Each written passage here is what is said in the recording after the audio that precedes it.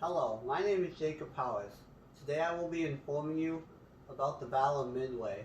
The Battle of Midway was a battle during the Pacific War during World War II, and it was a war between the US and Japan. I chose this battle because it's very interesting.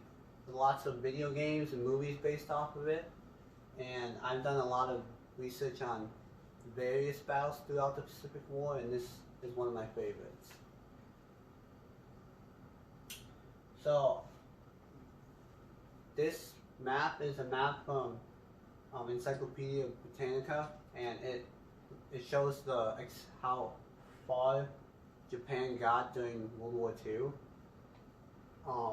You can see here that Midway is an island located right here. Hawaii is right here, and you can see how close it is. One of the reasons Japan wanted to take Midway is because of how close it was to Hawaii, and it would allow them to break ties with then Australia.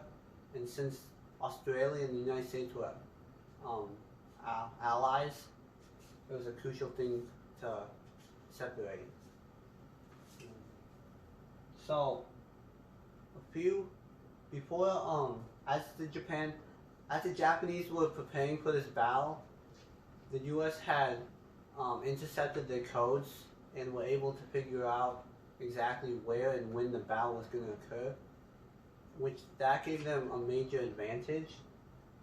And the Japanese assumed that the U.S. only had 2 aircraft carriers to use, but since the U.S. knew about the battle, they were able to then get another aircraft carrier. So as you can see here, the Commander-in-Chief is Izuku Yamamoto. He was the leader of the Japanese side, and then the U.S. side was Chester Nimitz. So the Japanese had 4 aircraft carriers, and you can see here that they assumed only Task Force 16 was available for the U.S., when in fact they had the U.S. Yorktown. This one was actually commanded by Chester Nimitz himself. And so how the battle went down was the Japanese came up this way towards Midway, which is right here. They came that way with their 4 battleships, or aircraft carriers, and they decided to attack Midway using their airplanes and stuff and bombed it, and that would cause the U.S. from Hawaii to then make their way to support Midway.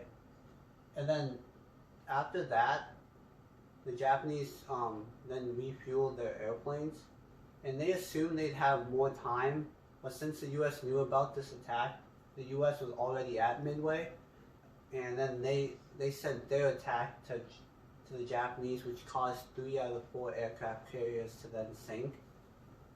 This left the Japanese only with 1 left, and they actually attacked again and were able to sink the USS Yorktown.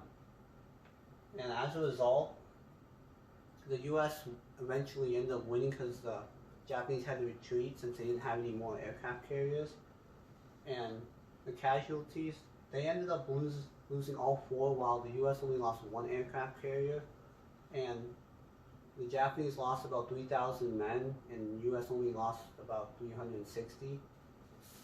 And so the battle is usually known as the turning point of the war, because through this is how far they expanded, and after this, the U.S. started to push towards Japan, and eventually winning the war.